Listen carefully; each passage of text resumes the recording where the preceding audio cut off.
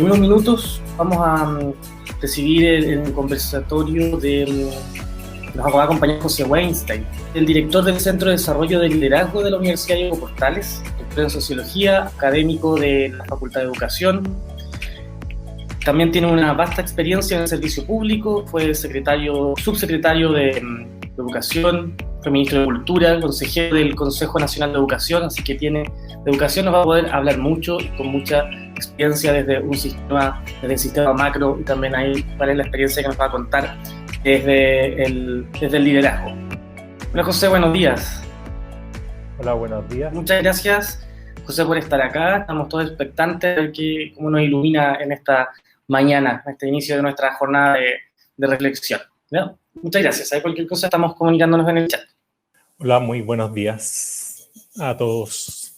Muchas gracias por esta invitación que me hizo, ¿no es cierto?, la Fundación Cuicuy, la fundación que busca hacer puente entre los líderes educativos y promover el liderazgo en muchos lugares de Chile, ahora también, ¿no es cierto?, hacia el sur. Otras veces me han invitado a charlas a Belén Educa y también he podido ver el trabajo tan interesante que realizan, así que estoy muy contento de poder estar acompañándolos esta mañana. Lo que yo voy a realizar durante la mañana es básicamente trabajar el tema de lo que es la complejidad sociocultural. ¿En qué consiste esta idea, ¿no es cierto?, de poder ir haciendo un cambio? Quiero ver si estoy entendiendo bien el sistema. Sí. Y por eso le puse este título a la presentación de liderar en escuelas y liceos de alta complejidad sociocultural, un desafío trascendente, viendo, ¿no es cierto?, que este desafío de educar, como ustedes lo pueden ver en esta pintura maravillosa que hay al lado, un desafío que nos acompaña hace tanto tiempo. El itinerario que vamos a seguir durante estos 30 minutos que vienen es el siguiente. La idea es partir con el tema de qué distingue a las escuelas y a los liceos de alta complejidad sociocultural. Después avanzar hacia el vínculo que tiene esta característica de los establecimientos con el liderazgo directivo. Es decir, por qué en el liderazgo directivo es tan relevante esta característica de la alta complejidad. Después vamos a avanzar un poco respecto de las estrategias, es decir, qué tienen que hacer los directivos para efectivamente gestionar esta complejidad o algunas ideas, ¿no es cierto? Probablemente muchos de ustedes, yo miraba el chat antes de empezar y ponían, ¿no es cierto?, los lugares donde trabajan, y por lo tanto uno puede deducir que quizás ya pone en marcha muchísimas estrategias de su parte. Y por último vamos a también a buscar, ¿no es cierto?, hablar algo de los soportes o algo que tiene que ver ya con las responsabilidades que van más allá de cada líder escolar y de cada comunidad educativa, sino que son más bien las responsabilidades de Estado. Queremos partir por pedirles a ustedes una participación, ¿no?, en el sentido de si pueden escribir lo que ustedes creen que en su definición sería una escuela o un liceo de alta complejidad sociocultural. ¿Qué sería lo que lo definiría? Entonces le pediría si pueden ustedes escribir, ¿no es cierto?, respecto de esta materia, de tal manera de poder saber cómo ustedes están visualizando lo que sería esta cualidad de tener una alta complejidad sociocultural. Ya se ven algunas que empiezan a decir algunas ideas, ¿no es cierto? Familias vulnerables, escaso capital cultural, dice don Héctor Quesada. Escuela con estudiantes de un estrato económico bajo, familias disfuncionales, dice doña Nadia Villarreal Ibarra. Don Héctor pone un elemento adicional que dice, predomina la gestión escolar. Anelor Montenegro dice, donde existe un alto índice de vulnerabilidad, pone de nuevo, ¿no es cierto?, el tema de vulnerabilidad como el tema crítico. ¿Alguna otra opinión de participantes? Si la pueden escribir, ¿no es cierto?, en el chat, sería buenísimo. Si hay otras visiones u opiniones respecto de qué sería, ¿no es cierto?, esta alta complejidad socioeducativa. Déjenme altas dificultades emocionales. Escriben, ahora estamos ya pudiendo ocupar el chat. Muy bien. Alto índice de vulnerabilidad. Familias pobres, dice otra opinión. Está bien, creo que ya quedamos como una suerte de imagen general, ¿no es cierto?, de en qué consiste o lo que tendemos a asociar con estos altos, con esta idea de complejidad. Déjenme avanzar un poco respecto de este tema. ¿Cuál es lo que habitualmente se plantea respecto de este tema, ¿no es cierto? Es habitualmente una institución que tiene dificultades muy superiores a las que son el promedio de las instituciones educativas. Y por eso se suele hablar de los establecimientos que congregan a los estudiantes con mayor vulnerabilidad en términos de su caracterización socioeconómica, los ingresos familiares. Eso es lo primero que suele hacerse cuando se dice, bueno, ¿de qué estamos hablando con el tema de alta complejidad, ¿no es cierto? Es un tipo de estudiante. Y también se agrega crecientemente el tema que no es solo muchas veces un tema de ingresos, sino que también es un tema de contextos culturales. Y en ese sentido también, por ejemplo, la interculturalidad también agrega una complejidad adicional al trabajo. Por eso, por ejemplo, escuelas que tienen una alta población indígena, o bien hoy día con la escuela, ¿no es cierto?, que el país se ha vuelto un país abierto también a la migración, especialmente latinoamericana, y recibimos, ¿no es cierto?, tantos estudiantes y familias venezolanas, colombianas, peruanas. Eso también es parte de lo que tiene que ver, ¿no es cierto?, con la complejidad. Adicionalmente a eso, también hay quienes insisten, ¿no es cierto?, en su mirada de que también uno puede proponer de que tiene que ver con ciertas dificultades estructurales que tiene un establecimiento para brindar el servicio educativo. Y esa sería otra manera también de entender, ¿no es cierto?, esta complejidad. Y uno dice, bueno, si es esa la característica central de la complejidad, ¿de cuánto estamos hablando en Chile? ¿Estamos hablando de un grupo pequeño de establecimientos? ¿Estamos hablando de un grupo amplio de establecimientos? ¿Cuál sería como una medida que uno podría tomar respecto de estos establecimientos que viven en esta situación de alta complejidad socioeducativa? Y bueno, ustedes pueden ver acá de lo que estamos hablando, ¿no es cierto? Si consideramos, por ejemplo, que en base a los alumnos prioritarios, alumnos que se consideran, ¿no es cierto?, para la subvención CEP, estamos hablando, ¿no es cierto?, de que en un caso si dijéramos, miren, más de la mayoría, el 60% de los estudiantes tiene una situación de ser prioritario, y que no es su situación de él, es de su familia, estaríamos hablando de más de casi 5.000 establecimientos educativos en Chile, es decir, prácticamente la mitad. Si pusiéramos la vara todavía más lejos y dijéramos, no, vamos a considerar los establecimientos que tienen 80% o más de sus estudiantes prioritarios, es decir, que la gran mayoría de los estudiantes son prioritarios, ahí estaríamos hablando de más de 1.500 establecimientos. Es decir, en Chile y en América Latina en general, cuando hablamos de establecimientos que tienen esta característica, estamos hablando de un grupo muy importante de establecimientos. No de un grupo pequeño, sino un grupo muy alto de establecimientos.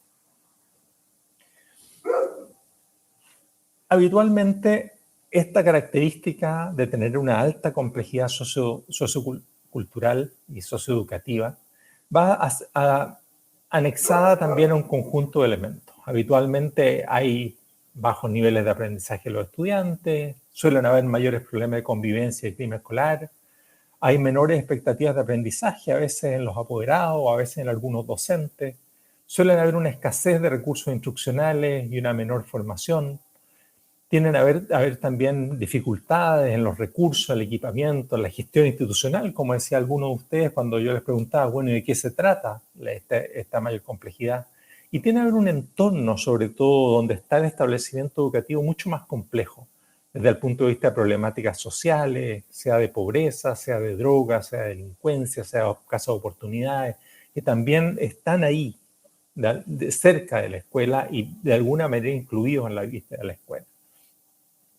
Estas características frecuentes no son del todo una determinación absoluta para lo que tiene que ver con resultados o lo que tiene que ver con, ¿no es cierto?, el aprendizaje de los estudiantes. Y hay casos, ¿no es cierto?, en que eso no ocurre así. Todos los estudios que ha hecho el CIAE han sido muy interesantes respecto de ese punto de vista, de seguir primero a las escuelas y ahora últimamente en un libro reciente a los liceos, en los cuales, ¿no es cierto?, existe esta situación de poder avanzar y tener, ¿no es cierto?, logros educativos muy importantes, a pesar de no tener unas condiciones de alta complejidad. Nótese que yo ocupo el término complejidad y no ocupo el término vulnerabilidad, porque creo que el término vulnerabilidad, y las palabras connotan realidades, lo sabemos bien, es un término que habla de una manera distinta del punto.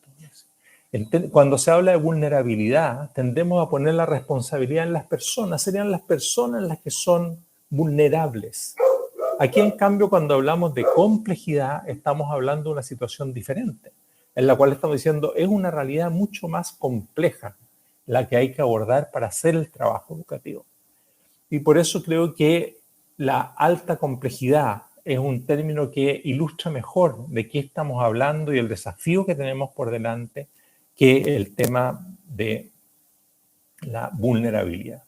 Ahora, habitualmente cuando se habla de este tema y uno le pregunta a los directivos, bueno, ¿y qué hay que hacer en una escuela de alta complejidad? ¿Cuál es la tarea primordial que hay que llevar a cabo? Habitualmente son este tipo de citas que les pongo aquí las que aparecen en las voces de los propios directivos, ¿ya? Aparece, si ustedes ven y leen lo que ahí les pongo, ¿no es cierto?, la idea de la motivación como el tema esencial. La idea de transmitir una visión, una esperanza, una expectativa como el tema más importante. Lograr transmitir eso a los estudiantes, y por eso les pongo esta imagen maravillosa, ¿no es cierto?, que hemos visto en estos días de este estudiante de Padre Las Casas, cerca, ¿no es cierto?, de Temuco, en la Araucanía, donde tenemos esta situación, ¿no es cierto?, un estudiante que para poder seguir en estos tiempos especiales de pandemia, de no presencialidad, conectada con sus estudios, tenía que subirse al techo de su casa y ahí lograba, ¿no es cierto?, hacer su trabajo escolar. Ese es como el ejemplo de lo que tiene que lograr de alguna manera de primera, lo primero que surge, ¿no es cierto?, cuando hablamos del tema de qué es lo que hay que hacer en un contexto de alta complejidad, y es motivar. Esto se junta con lo que habitualmente, ¿no es cierto?, Michael Fullan llamó el propósito moral de la enseñanza. Es decir, que lo principal es transmitir este sentido mayor de por qué tiene sentido educar.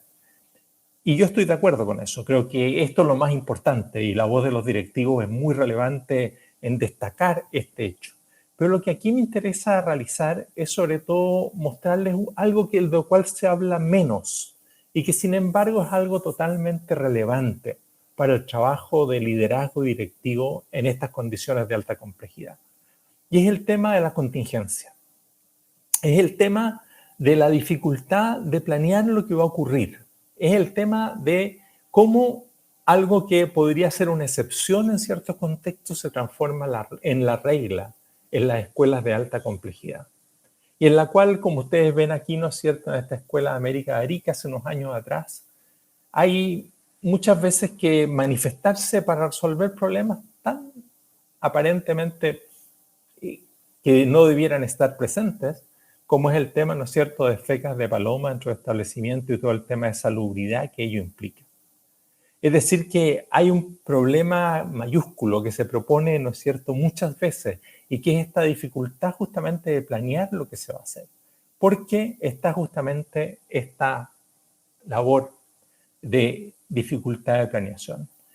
Por eso les muestro aquí, esta es una encuesta que nosotros realizamos el año 2019 sobre prácticas de directivos, y en la cual tenemos los directivos del sector municipal, del sector privado subvencionado y el sector privado pagado. Y lo que ustedes pueden ver ahí, ¿no es cierto?, es que les preguntamos justamente respecto de este tema, de la contingencia. Es decir, de cuántas veces, al menos una vez a la semana, usted como director, como directora, tiene que ocuparse de este conjunto de elementos contingentes, que pueden provenir de los apoderados, de peleas entre estudiantes, de problemáticas cotidianas que le afectan a los no docentes o a los asistentes de la educación. Y fíjense ustedes, miren un poco esto. Es cierto que el proxy entre municipal, privado subvencionado y privado pagado no es del todo exacto respecto a alta complejidad. Hay establecimientos privados subvencionados, como los que trabaja la Fundación Belén Educa, que trabajan en contextos también muy difíciles y complejos, de acuerdo a la definición que hemos hecho. Pero con todo, en promedio, uno puede decir que los establecimientos de la educación pública, el sector municipal, habitualmente son mucho más complejos y sin duda que los privados pagados son mucho menos complejos. Fíjense en las columnas que les muestro ahí y van a descubrir que hay una de ellas. En general, la contingencia se cuela en el trabajo directivo 2 o 3 veces más en el mundo municipal que en el mundo privado pagado. Pero hay incluso una vez de esa tabla que ustedes están viendo en que es 20 veces más. Es decir, en que hay 20 veces más que la contingencia está presente, y ese es el caso, ¿no es cierto?, de todo lo que tiene que ver con las situaciones más difíciles desde el punto de vista de la familia, del consumo de drogas en la familia, de la violencia, el abandono, en la cual eso es algo que una vez a la semana al menos los directivos tienen que atender al sector municipal el 43%, mientras que solo un 2.4% del sector privado pagado. Y esto creo que es una muy buena imagen respecto de lo que les estoy mostrando de esta dificultad. ¿Cuál es la consecuencia de ver este tema de la contingencia como algo cotidiano que hay que trabajar? Tiene que ver, ¿no es cierto?, con que esto puede llevar una visión de lo que es liderar, en la cual este tema de saber gestionar la contingencia pasa a ser algo esencial. Esto, desde el punto de vista de teorías del liderazgo, se ha trabajado desde el punto de vista de la complejidad. Y lo que se ha planteado es que el liderazgo en realidad puede ser visto como la capacidad de gestionar adecuadamente la complejidad. Es decir, si uno considera que las escuelas, y particularmente estas escuelas que trabajan en contextos de mayores necesidades y desventajas, son escuelas en las cuales el tema de la contingencia y lo no previsible y predecible es algo que está permanentemente presente. Es muy importante entonces que el trabajo de los directivos se haga cargo de alguna manera de esa emergencia permanente, de esa contingencia, logre de alguna manera navegar en ella y no perder, ¿no es cierto?, la tarea principal de la escuela. Por lo tanto, eso es lo que estos autores suecos, que cito ahí de Ronström y Scott, han planteado como esta imagen de que en realidad el liderazgo puede ser como una suerte de maestría en gestionar la complejidad, que esa sería la tarea principal que debiese tener por delante. Y por lo tanto, lo relevante es decir, bueno, si eso es tan importante, ¿qué se puede hacer para gestionar la complejidad? Y hay al menos 4 grandes elementos que habría que pensar que son claves para poder llevar a cabo esa gestión de la complejidad. Un primer elemento tiene que ver con cómo se tiene una visión estratégica de la organización. Cómo hay un norte claro, que es el norte de la organización en su conjunto, de la comunidad educativa, no de una persona en particular, sino que es un norte que se construye comunitariamente y que es carne en todas las personas que participan de esa comunidad educativa, que ilumina y orienta todo el trabajo que realiza el establecimiento educativo. Ese norte tiene que plasmarse adicionalmente en metas, que pueden decir, bueno, quiero lograr esa gran norte a futuro, pero como muchas veces se dicen, el largo plazo se construye día a día. No hay nada que se construya en el largo plazo y que no se tenga que estar haciendo hoy día mismo. Por lo tanto, tiene que aterrizarse esas metas de la visión estratégica en metas a menor plazo, a los 6 meses o al año o a los 2 años o a los 5 años. Y adicionalmente eso, y eso es lo que me gustaría agregar a este tema, que habitualmente nosotros trabajamos mucho en Chile del tema de contar con metas, y tenemos los proyectos educativos y tenemos los PMI y hemos logrado avanzar en metas, me gustaría agregar un elemento, que es la importancia también de incluir al lado de la meta el tema del riesgo. Es decir, de tener claridad cuando se está trabajando en una meta, cuáles son los riesgos posibles de que no la pueda alcanzar. Y por lo tanto, al gestionar el establecimiento, también esté permanentemente haciéndome la pregunta de cómo gestiono los riesgos que están asociados a las metas. ¿Cómo puedo hacer para lograr de alguna manera no controlar los riesgos, porque son probablemente incontrolables, pero al menos preverlos y trabajarlos de tal manera de que no muera en el intento por esta contingencia y estos riesgos que emergen en el camino?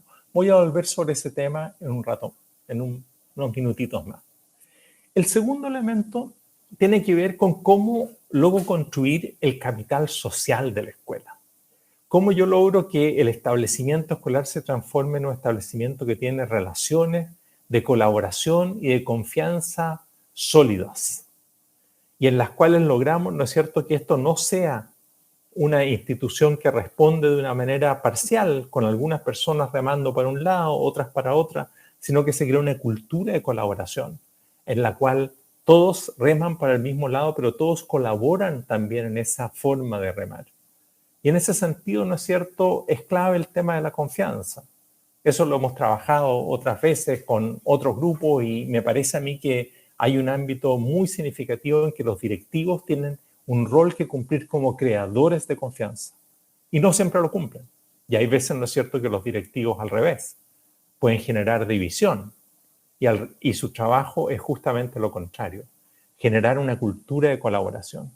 Y esto, uno de los puntos, ¿no es cierto?, más relevantes para hacerlo, es que los directivos logren trabajar por círculos de proximidad. Es decir, que primero logren esa colaboración muy fuerte, muy centrada en lo que es el equipo directivo mismo, que después la expandan hacia el cuerpo docente, que esté también muy involucrado, que después, ¿no es cierto?, avancen hacia los estudiantes y hacia las familias, de tal manera de que toda esa comunidad educativa efectivamente se convierta en un espacio que tiene un gran capital social y que tiene, ¿no es cierto?, una gran confianza entre sí y una gran colaboración. Una tercera estrategia muy significativa tiene que ver con el liderazgo distribuido y cómo se logra que el estilo de liderazgo que se promueva desde los directivos sea un estilo que fomente que haya muchos liderazgos dentro de la institución. Esto es importante distinguirlo de dos elementos que habitualmente, por desgracia, a veces se atribuyen dentro del liderazgo distribuido. Uno es la idea de delegación. Cuando el director o la directora diga, no, si yo trabajo en liderazgo distribuido, yo delego mucho. No, es que ahí no se está entendiendo el tema del liderazgo distribuido. Liderazgo distribuido no es sinónimo de delegar, es sinónimo de alentar a un conjunto de liderazgos para que también propongan, promuevan y proactivamente mejoren la organización. Y otra también mal entendimiento es cuando se cree que esto, ¿no es cierto?, es una suerte de caos creativo en la cual cada quien tiene que hacer lo que tenga ganas de hacer y en el cual se pierde y se diluye el rol del director o la directora. Por lo tanto, ese liderazgo distribuido, que es alentar un crecimiento de las posibilidades de liderazgo de todos dentro de la organización, y cuando digo todos, estoy diciendo no solo los directivos, sino también de los docentes, también de los asistentes de la educación, también de los estudiantes, pueda también seguir adelante. Y eso tiene un gran beneficio, que es también una responsabilización compartida por los resultados y los logros de la organización y también para enfrentar los problemas. Y por último, y sobre todo en el tema de complejidad extraordinariamente importante, una tarea muy significativa de los directivos es la de la activación de redes externas de aprendizaje y de apoyo, porque no se puede hacer todo. Como veíamos, ¿no es cierto?, al inicio, son problemas muy difíciles. Cuando yo les mostraba el ejemplo del caso, ¿no es cierto?, de las familias con grandes problemas de droga, de violencia y así por delante. Esos problemas no necesariamente puede resolverlos la escuela, pero sí la escuela puede de alguna manera escucharlo y buscar conexiones para ayudar a resolverlo y hacer alianza con el sector salud o hacer alianza con otros servicios y de tal manera de poder de alguna manera atender ese tipo de problemas que si no, de alguna manera siempre están presentes en la escuela. No podemos cerrar los ojos y no verlo y no buscar atenderlos con apoyos de otros. Por lo tanto, esta idea de alguien que también hace, de un equipo directivo, que también hace de nexo y moviliza recursos de aprendizaje y de apoyo para la escuela es también muy importante. Entonces, como vemos, cuando estamos hablando de esta escuela o este liceo altamente complejo en la cual no solo está el tema de la pobreza y la carencia como tema relevante, sino que también está el tema de la contingencia como un tema muy significativo, vemos aquí un conjunto de estrategias que son relevantes para atender a ellas y en las cuales, ¿no es cierto?, los directivos debiesen empeñarse. El no perder el norte, tener esta visión estratégica con meta que permita que no nos ahoguemos en el atender todos los días la contingencia, sino que aprendamos de alguna manera a poder estar viéndola y haciéndose cargo de ella, pero sin perder el norte mayor. El hecho, ¿no es cierto?, de construir este capital social y estas redes de colaboración y de confianza adentro. El hecho de distribuir el liderazgo y no que sea toda la responsabilidad de un grupo pequeño de personas, sino que se extienda mucho más. Y el hecho, por cierto, de no ver a la escuela como algo aislado, sino mover, ¿no es cierto?, redes de colaboración y de alguna manera, ¿no es cierto?, ampliar por esa vía los recursos que tiene disponible la escuela. Yo había pensado hacer un ejercicio, pero no vamos a tener tiempo para hacerlo. Y por lo tanto se los voy a dejar, de tal manera que ustedes lo puedan hacer, si les parece conveniente, con sus equipos directivos, con sus comunidades escolares. Y este ejercicio tenía que ver básicamente con la importancia y la posibilidad de construir sistemas de gestión del riesgo. Porque para cumplir las metas, esas metas educativas que son las que llevan, ¿no es cierto?, la visión de la escuela y el proyecto de la escuela, es clave poder ir haciendo todo el tiempo una posibilidad de gestión de riesgo. Y eso es algo que se puede trabajar desde un punto de vista de los directivos. Y por eso, ¿no es cierto?, que a mí me interesaba hacer ese ejercicio que no pudimos hacer, porque yo se los dejo, en lo cual, ¿no es cierto?, ustedes van a poder seguir trabajando este tema. ¿Qué es lo que ocurre básicamente, ¿no es cierto?, con la gestión del riesgo, ¿no es cierto? Y tiene que ver con cómo podemos hacer que estos eventos que permanentemente ocurren en la escuela y liceo, y mucho más, ¿no es cierto?, en los establecimientos de alta complejidad, podamos de alguna manera anticipar cómo podrían ocurrir, qué sería lo más importante para hacer. Entonces, el ejercicio que se los voy a dejar, no lo vamos a hacer, se los muestro porque creo que puede mostrarles que en esta idea de que se puede construir una estrategia de gestión de riesgo y que puede ser una herramienta útil junto con las otras. No estoy diciendo que las 4 otras estrategias estoy diciendo no sé, pero estoy haciendo un doble clic en una, ¿no es cierto?, para decirles, ojo, pueden hacer esto. Y dentro de eso lo que ustedes pueden hacer, ¿no es cierto?, como ejercicio que yo les recomendaría, sería el siguiente, de identificar una meta clave para este año 2020, en este tiempo de pandemia, y después de eso ver cuáles pueden ser riesgos que ustedes podrían tener para no cumplir esa meta. ¿Qué podría ser, no es cierto?, que podría implicar que no pudieran cumplir la meta que se han propuesto? Y después de eso, que analizaran cada uno de esos riesgos, tanto desde el punto de vista de su probabilidad, cuán probable es que ese riesgo ocurra, como de su severidad, si ese riesgo ocurre, qué consecuencias va a tener. Y eso lo pudiesen de alguna manera catalogar. Y después de eso, pudiesen seguir con el ejercicio pensando cuáles son las medidas que ustedes pueden tomar para prevenir esos riesgos. Y medidas que pueden ser hacer que el riesgo no ocurra, pero también decir esto es inevitable, va a ocurrir, pero podemos buscar medidas para mitigarlo. Y por lo tanto, medidas que se llaman, ¿no es cierto?, tanto preventivas como contingentes. Y ver la viabilidad de hacerlo. Y eso les permite hacer, como equipo directivo, un trabajo que puede ser muy relevante, porque ustedes al mismo tiempo que tienen, ¿no es cierto?, esas metas que habitualmente solemos hacer ya mucho en el sistema educativo chileno, pueden tener un tablero de riesgos al lado, diciéndole qué tienen que de alguna manera controlar o mitigar para lograr, ¿no es cierto?, que esas metas se cumplan. Y ese es el ejercicio, ¿no es cierto?, que les estaba llamado a hacer. Quisiera cerrar diciéndoles simplemente que tendemos a ver el trabajo respecto a la alta complejidad como algo que tiene que hacer el liderazgo. Yo he abogado por eso, ¿no es cierto?, en estos minutos, diciéndole, mire, esto es muy importante que se haga. Y hay que hacerlo y se puede hacer mejor o peor. Pero me gustaría con todo no cerrar sin recordar que para esto se requieren políticas y se requieren también apoyos para poder hacerlo bien. Y aquí hay una responsabilidad que también trasciende a los equipos directivos y que es importante no olvidar y que son justamente de las políticas. Por eso me gustaría decirles que nosotros, dentro del programa de liderazgo educativo que yo dirijo en la Universidad de Diego Portales, hemos trabajado algo ese tema. Y les dejo aquí dos posibilidades de recursos que ustedes, los que les interesa este tema, pueden de alguna manera mirar. Una de ellas es un documento justamente de políticas, que es un documento, un informe que entregamos el año pasado al Ministerio de Educación, que justamente sugiere un conjunto de medidas concretas que se pueden tomar para apoyar a los directivos que trabajan en la alta complejidad. Y el otro es un libro, que es un libro que trata de darles más antecedentes respecto a cómo distintas orientaciones de liderazgo en el mundo trabajan en el tema de la alta complejidad.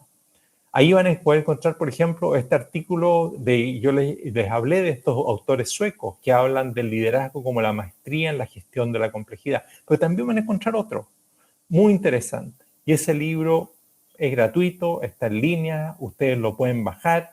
Para eso tienen que ir a www.liderazgoeducativo.udp.cl y ahí pueden bajar, ¿no es cierto?, ese libro y también este documento, en el cual vienen en el documento mismo algunas medidas.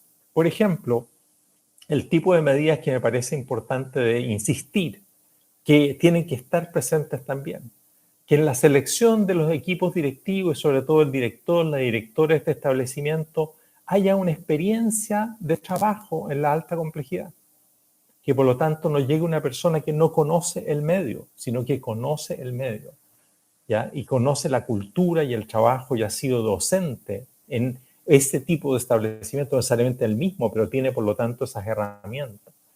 También que desde el punto de vista de la formación no hay una formación estándar, sino que hay una formación muy centrada en el tipo de trabajo que este directivo escolar tiene que hacer en una escuela de alta complejidad. Por eso, por ejemplo, las mentorías son tan relevantes, o la creación de redes de aprendizaje entre distintos directivos escolares que pueden compartir su experiencia e indagar juntos los problemas que tienen y sobre todo la bondad de las soluciones que tienen que cometer. El hecho de que los equipos directivos puedan tener una complejidad, un número y una especialización de funciones importantes.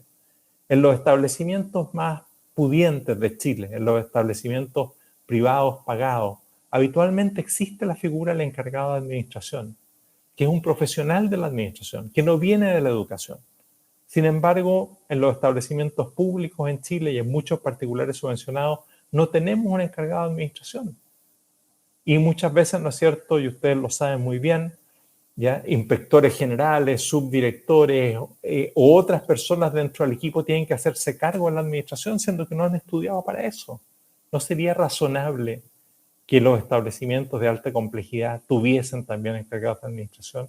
Y por último, se necesitan apoyos especiales del sostenedor y una dedicación especial y una flexibilidad para trabajar que sea mucho más fuerte en el uso de los recursos y en atender los problemas más relevantes que existen, como por ejemplo el problema del reemplazo de los docentes de una manera rápida y efectiva, o también el cumplir con estos apoyos profesionales distintos que se tienen, ¿no es cierto?, y que se requieren cuando hablábamos de este rol de conexión del equipo directivo con el entorno. Este es de alguna manera entonces el mensaje que les quería entregar y que quería conversar con ustedes en el sentido de, recapitulando, la importancia de visualizar esta idea de la alta complejidad sociocultural o socioeducativa como el tema central que hay que abordar. la importancia que tiene visualizar el tema de la contingencia como algo que está permanentemente presente. Nosotros siempre hemos visto mucho el tema de la carencia o la pobreza, hemos visto menos el tema de la contingencia como un gran elemento distractor del trabajo y de las metas que tenemos que llevar a cabo. La tarea que tienen los equipos directivos como entes centrales de poder controlar y gestionar esa complejidad y esa contingencia como un tema esencial. Ciertas ideas respecto a cómo los directivos pueden trabajar esa complejidad con algunas líneas de trabajo y estrategias muy importantes. Una de ellas, más específica, que les nombré, que les dejo el ejercicio para que lo puedan realizar, que es el tema de la gestión de los riesgos como un tema muy importante para poder cumplir las metas y que también implica, ¿no es cierto?, gestionar la complejidad en esta lógica. Y por último, esta idea de que por mucho que ustedes realicen y que lo tienen que realizar como trabajo, y seguro muchos lo realizan hoy día, hay una responsabilidad de las políticas que no hay que olvidar y que por lo tanto es importante llevar a cabo. Si quieren leer más sobre algunos de estos temas, pueden también revisar esta página web que yo les pongo ahí en la nota, en esta lámina final, y en la cual ustedes pueden ir y bajar también algunos trabajos y documentos en los cuales también está presente este tema. Dejo entonces, como ya llegamos al horario, unos minutos finales para poder hacer, ¿no es cierto?, estas preguntas y por lo tanto poder dialogar un poco a partir de las inquietudes que ustedes puedan haber tenido respecto de esta presentación. Quedo atento. Sí, muchas gracias, Carlos, por la pregunta. Yo cuando hablé de responsabilidades compartidas, hablé respecto de un aspecto bien específico, que es el liderazgo distribuido.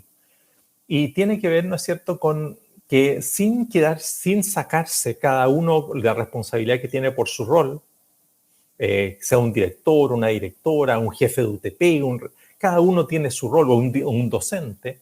Sin embargo, lo que yo digo es que cuando se logra un liderazgo distribuido relevante y se crea este sentido de equipo muy significativo, una de las grandes ventajas que se tiene es que se siente que lograr las metas, cumplir con el mandato y el plan y el sueño que tiene un establecimiento pasa a ser algo que ya no es solo de una persona, sino que se logra empoderar al conjunto.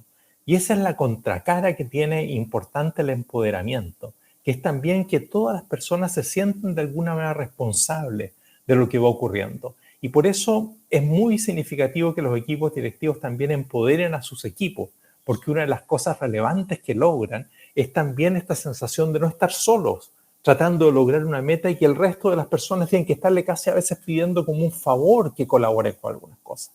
De las cosas relevantes que ocurren con el liderazgo distribuido y con el empoderamiento de las personas es que se siente que hay una responsabilidad compartida con lo que ocurra en la escuela.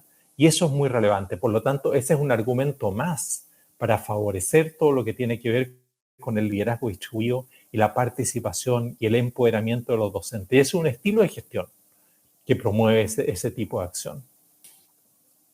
Ese es justamente el tema, Marcelo. O sea, lo contingente está presente y hay que verlo, ¿no es cierto?, como un tema que de alguna manera hay que gestionar. Los establecimientos que justamente y los equipos directivos que han logrado de alguna manera gestionar la contingencia es porque de alguna manera han tomado medidas preventivas para poder trabajar con ella. Han podido, por ejemplo, especificar y pensar cómo realizar ciertas normas respecto de los distintos temas. Por ejemplo, cómo canalizar esa llegada frecuente de los apoderados y de los padres que llegan permanentemente, ¿no es cierto?, y irrumpen muchas veces en los establecimientos escolares y han buscado maneras, ¿no es cierto?, para que esa irrupción no sea tan perjudicial para el establecimiento y al mismo tiempo que sea algo que hay que atender, porque también hay que escuchar a esos apoderados y hay que buscar, ¿no es cierto?, darles una respuesta por lo que vienen. Sin embargo, hay ahí un aspecto muy importante. Por lo tanto, las metas pedagógicas que usted propone, que son muy importantes, justamente tienen que pensar en lo contingente. Yo le recomendaría que usted, porque esto es muy difícil hablar en abstracto en general y parecen palabras muy fuera de la realidad, le sugeriría que usted con su equipo o en su establecimiento trabaje justamente esa pregunta. Y le haría incluso una recomendación más cercana aún, que visualizara el ejercicio que yo le propuse respecto de los riesgos respecto a las metas pedagógicas. Si usted dice, bueno, mi meta pedagógica es esta para este año, en este contexto de pandemia, con currículum priorizado, todo lo menos, esta es la meta que nos proponemos. Bueno, ¿cuáles podrían ser, por ejemplo, algunos riesgos producto de lo contingente que podemos tener para no cumplir con esas metas pedagógicas? Y después de eso, reflexionar con tiempo, bueno, decir, bueno, ¿qué puedo hacer para prevenir que eso ocurra? ¿O qué puedo hacer para gestionar que eso ocurra?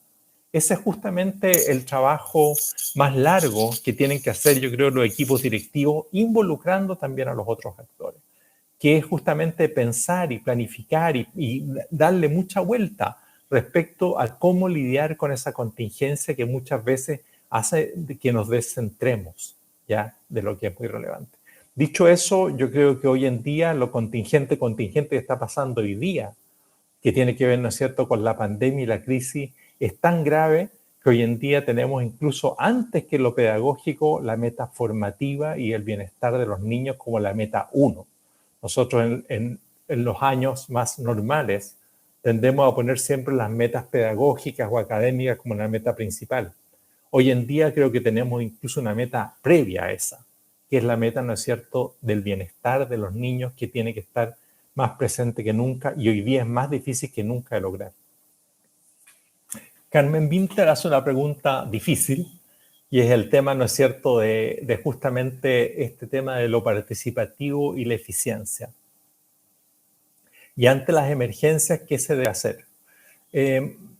Y esto, miren, a mí me ha tocado discutirlo con muchas comunidades escolares en este tiempo, justamente, respecto, porque esto puede ser visto, ¿no es cierto?, como una gran emergencia. Todo lo que está pasando, ¿no es cierto?, con las clases no presenciales, el tiempo que estamos viviendo. Yo sé que ustedes mañana van a trabajar más en profundidad estos temas, pero déjenme decirles que yo creo que aquí se pone muy, muy fuerte esta idea del qué es la emergencia y cómo hay que responder frente a ella. Hay una visión que dice, mire, frente a la emergencia lo primero que hay que hacer es que tiene que haber una toma de decisiones absoluta y no es el momento de discutir y es el momento de que efectivamente todos tenemos que ponernos detrás y seguir a una persona. Y esa es una visión, ¿no es cierto?, para un tipo de emergencia puede ser importante. Si está pasando un incendio o está habiendo un terremoto, tenemos un protocolo y ese protocolo nadie se va a poner a discutirlo en ese minuto porque está en riesgo la vida aquí y ahora. En ese minuto está en riesgo la vida de los estudiantes, de los profesores y todo, y por lo tanto hay que llevar a cabo el protocolo, hay personas encargadas, hay que hacerles caso y así por delante. Sin embargo, también se llama emergencia a situaciones como la que estamos viviendo ahora, a situaciones más largas, en las cuales, ¿no es cierto?, tenemos una situación de clases no presenciales, de pandemia, que no habíamos tenido antes, que es diferente, y le tendemos a llamar también emergencia, ¿no es cierto? Y en este tipo de situaciones, si hay algo no recomendable, es que una persona tome solo las decisiones, que un director o una directora tome de alguna manera, ¿no es cierto?, la idea de que tiene todas las respuestas y que por lo tanto hay que seguirlo a esa persona en todo lo que se le propone. Y lo que se recomienda es justamente lo contrario, es decir, un tipo de liderazgo que haga ver que la respuesta hay que construirla entre todos y que no se tiene de antemano. Y yo creo que todos los procesos de aprendizaje que han ido teniendo muchas comunidades educativas, todas las comunidades educativas en distinto nivel durante este tiempo, han mostrado justamente esa senda, que frente a esta emergencia nueva, que es el COVID, que esta manera de hacer clases distintas o de contacto distinto, que es lo no presencial, que hemos tenido que aprender a hacer de nuevo un oficio. Si algo no sirve es creer que uno tiene la receta y que es aplicar 1, 2, 3 lo que hay que hacer, sino que al revés implica mucha participación y una construcción conjunta y un aprendizaje conjunto respecto de cuál es la mejor manera de llevar a cabo la tarea educativa en estas difíciles circunstancias.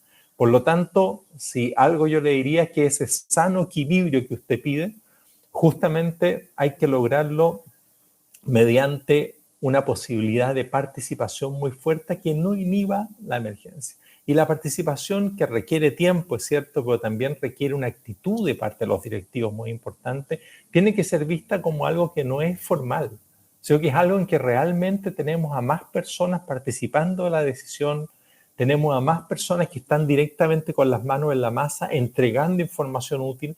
Es decir, la participación no es simplemente una suerte como de ejercicio que se hace para ganar la buena voluntad de las personas. No, la participación es realmente una posibilidad de construir mejores decisiones. Y sobre todo en contextos como los actuales, en los cuales nadie tiene la buena decisión de antemano clara. Nadie tiene claridad respecto de qué hay que hacer. Este es un desafío nuevo que se está llevando a cabo. Por lo tanto, más que nunca, estamos en una necesidad de participación como elemento de mejora de la toma de decisiones y de involucración de todos los actores en la decisión que se tome. Esto, el lenguaje de liderazgo, se asemeja a lo que les interesa este tema, en lo que se llama, ¿no es cierto?, liderazgo adaptativo, que es las teorías de liderazgo que desarrolló Ronald Heifetz, y en las cuales hay mucha literatura y que tiene que ver con justamente cómo se logra frente a los desafíos adaptativos, que serían desafíos como los que estamos llevando ahora, llevar a cabo un buen liderazgo. Creo que es muy interesante toda la propuesta que nos traen estos tipos, especialmente, bueno, y en el liderazgo en general, que siempre es un tema que nos genera ciertas tensiones y desafíos. Así que creo que nos fue iluminando en muchos aspectos. Así que muchísimas gracias, José, por su participación. Estamos muy agradecidos y muy contentos por haber contado con su presencia en nuestra jornada. Muchas gracias por la oportunidad y que siga muy bien la jornada.